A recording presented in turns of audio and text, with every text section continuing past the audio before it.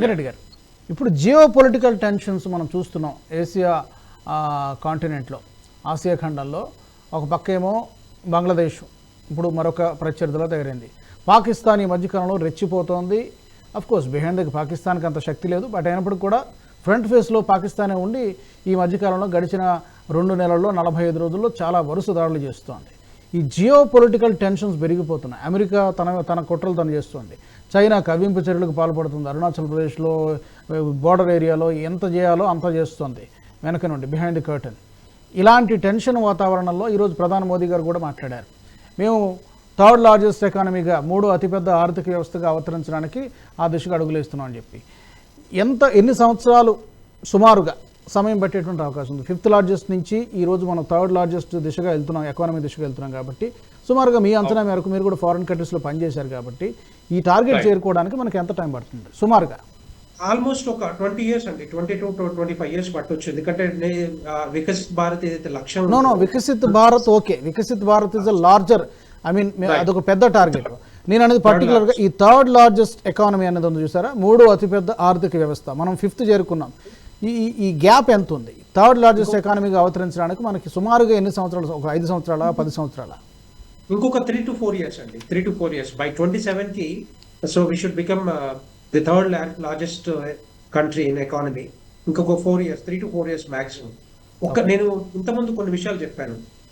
దాంట్లో కొన్ని important goals ఏవైతే గవర్నమెంట్ ఆఫ్ ఇండియా ఇనిషియేట్ చేసిందో, ఆ గోల్స్ కొన్ని చెప్పిన తర్వాత దాని ద్వారా డెఫినెట్ గా రేపొద్దున 3rd largest country in economy అయ్యే అవకాశాలు ఉంటాయి. ఒకటి, నో పావర్టీ. రెండవది, జీరో హంగర్. మూడవది, good health and well being. నాలుగవది, క్వాలిటీ ఎడ్యుకేషన్. ఐదవది, జెండర్ ఈక్వాలిటీస్. తర్వాత 6వది, క్లీన్ వాటర్ అండ్ శానిటేషన్. తర్వాత 7వది, అఫోర్డబుల్ అండ్ క్లీన్ ఎనర్జీ. 8వది, decent work and economic growth. తర్వాత 9వది, industrial policies, innovation and infrastructure. 10వది, reduced inequalities. 11, sustainable cities and communities. 12, responsible consumption and production. తర్వాత నెక్స్ట్, క్లైమేట్ యాక్షన్స్. తర్వాత 14వది, life below water. తర్వాత లైఫ్ ఆన్ ల్యాండ్. లాస్ట్ది, peace, justice, strong institutions. ఇవన్నీ కూడా రేపు 2037 కానీ, 37 కానీ, రేపు 47 కానీ, ఇవన్నీ కూడా ఈ గోల్స్ మనం ఏదైతే అధిగమిస్తామో, రీచ్ అవుతామో, డెఫినెట్ గా మనం చెప్పినట్టుగా రేపు 3rd లార్జెస్ట్ కంట్రీ అవుతుంది. తర్వాత 2047 కి 1st లార్జెస్ట్ కంట్రీ అవుతుంది ఎకానమీలో. సో ఇవన్నీ కూడా ఇంపార్టెంట్ ఫ్యాక్టర్స్ కాబట్టి ఈ ఫ్యాక్టర్స్ మీద గవర్నమెంట్ ఆఫ్ ఇండియా పనిచేయాల్సి ఉంటుంది. ఈ గోల్స్ అన్ని కూడా సాధిస్తే మాత్రం డెఫినెట్ గా ఇంకా కొన్ని రోజుల్లో మనం ముందుకెళ్ళే అవకాశం ఉంది. లాస్ట్ పాయింట్ వెంకరెడ్డి గారు, న్యాయ వ్యవస్థలో అండ్ అడ్మినిస్ట్రేషన్లో వాటి గురించి కూడా ఈరోజు ప్రస్తావించడం జరిగింది. అంతర్జాతీయ స్పేస్ స్టేషన్ గురించి కూడా మాట్లాడారు. అది ఎప్పటికల్లా పూర్తవుతుంది అనేది అది ఇంకా చూడాల్సినటువంటి అవసరం ఉంది. ఈ సంస్కరణలు ముఖ్యంగా అడ్మినిస్ట్రేషన్ రిఫార్మ్స్, అలాగే లా రిఫార్మ్స్ ఇప్పుడు ఉన్నటువంటి పరిస్థితుల్లో, ఎందుకంటే కోalition గవర్నమెంట్ ఉంది కాబట్టి వీటిని చేయడానికి సహకారం లభిస్తుంది అనుకోవచ్చా? డెఫినెట్ గా ఉంటుంది, డెఫినెట్ గా. ఎందుకంటే ఇప్పుడు ఏ పార్టీ ఉన్నా కూడా, ఇప్పుడు ఏదైతే సపోర్టింగ్ పార్టీస్ ఉన్నాయో, coalition parties, they're all on the same line actually. ఎందుకంటే రేపు పొద్దున డెవలప్మెంట్ కోసం వీళ్ళ ఒక్కసారి గవర్నమెంట్ ఆఫ్ ఇండియా, మోడీ గారు ఇనిషియేటివ్ తీసుకున్నారంటే they have to come forward and they will support, I'm sure. ఎందుకంటే రేపొద్దున, ఎందుకంటే ఈ రోజుల్లో ఎప్పుడైతే సపోర్ట్ చేయలేదో, రేపొద్దున ఏమైనా ఇష్యూస్ వచ్చినాయంటే, ఒక భారత ప్రజలు ఏంటంటే చాలా తెలివి కల్లోళ్ళు. ఇప్పుడు ఒకప్పుడు వేరే ఉండేది, కమ్యూనికేషన్ పెరిగింది, టెక్నాలజీ పెరిగింది, ఆ స్పీడ్, ఇన్ఫర్మేషన్ కూడా చాలా స్పీడ్ గా ఉంది కాబట్టి ప్రతి ఒక్కరు కూడా గమనిస్తా ఉన్నారు.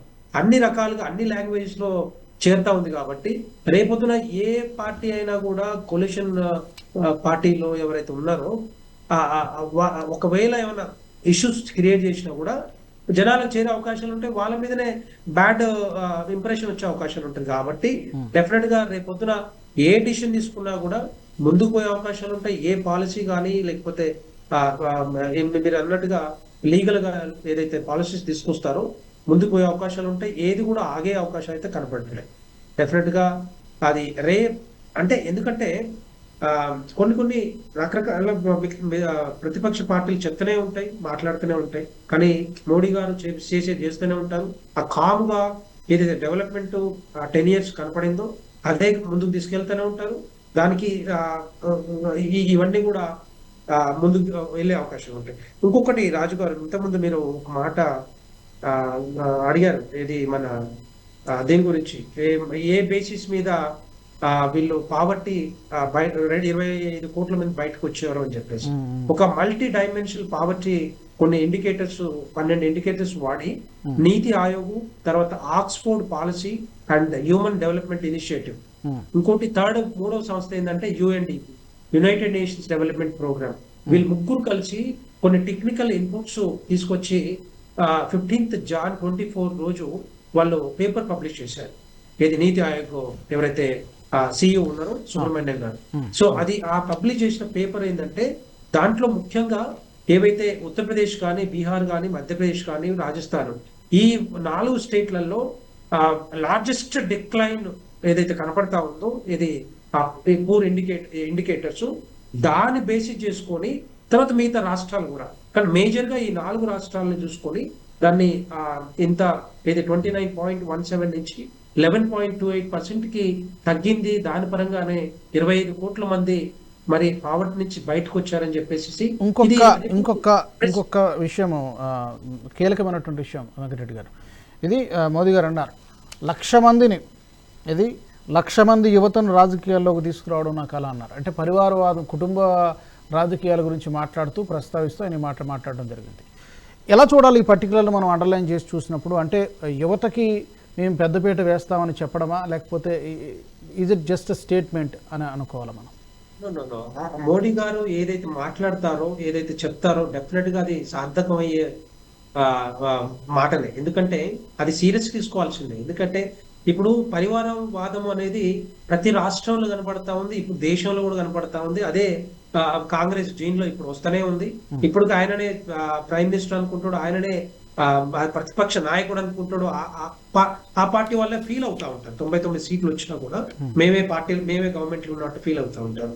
రేపొద్దున ఈ పరివారవాదాన్ని పోవాలి, దాన్ని అధిగమించాలంటే డెఫినెట్ గా నాలాంటి యువకులు, యువత రాజకీయాలకు వచ్చినప్పుడు ఏమైతుందంటే కొంత మనం ఈ కరప్షన్ తో పాటుగా రేపొద్దున ముందు చూపుతోటి ఎవరైతే పేద వర్గాలు ఉన్నారో, తెలంగాణ మన భారతదేశ ప్రజలు ఎవరైతే ఉన్నారో వాళ్ళని రీచ్ అయ్యే అవకాశాలు ఉంటాయి. వాళ్ళకి కావాల్సిన వసతులు కానీ, కావాల్సిన ఏవైతే కార్యక్రమాలు కానీ, సంక్షేమ కార్యక్రమాలు, అభివృద్ధి కార్యక్రమాలు తీసుకెళ్లే ఆలోచన యువతకు ఉంటది. కాబట్టి డెఫినెట్ గా ఆ మాట అనుండొచ్చు, అది కరెక్ట్. ఎందుకంటే ఆయన మాటలు ఏ మాట చెప్పినా కూడా, ఏ మాట మాట్లాడినా కూడా రేపొద్దున భారత్ డెవలప్మెంట్, మేబీ పార్టీ పదవుల్లో కావచ్చు, లేకపోతే యువతకి ప్రాధాన్యత ఇస్తామనేటువంటి మాట ఆయన చాలా ఒక మెసేజ్ అయితే ఇచ్చినట్టుగా కనిపిస్తోంది.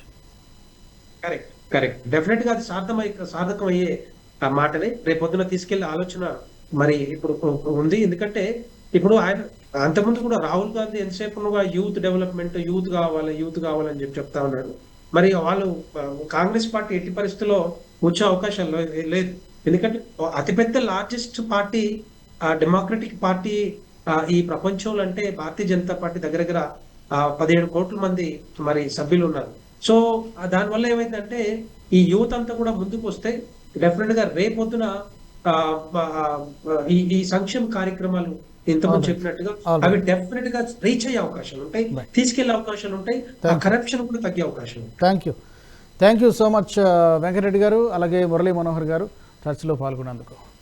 ప్రధాని మోదీ ఎర్రకోట వేదికగా చాలా కీలకమైనటువంటి అంశాలను ప్రస్తావించారు. సంస్కరణలు రావాల్సినటువంటి అవసరం ఉంది. అది పరిపాలనా సంస్కరణలు కావచ్చు, న్యాయ సంస్కరణలు కావచ్చు, చాలా తీసుకురావాల్సినటువంటి అవసరం ఉంది. తద్వారా దేశాన్ని అభివృద్ధి పదంలో ముందుకు తీసుకెళ్లాల్సినటువంటి బాధ్యత మనందరి మీద ఉంది. దానికి విపక్షాలు, స్వపక్షాలు కూడా సహకరించాల్సినటువంటి అవసరం ఉందనేటువంటి విషయాన్ని చాలా గట్టిగా ప్రస్తావించారు. ముఖ్యంగా యూసీసీ గురించి కూడా ప్రస్తావించారు.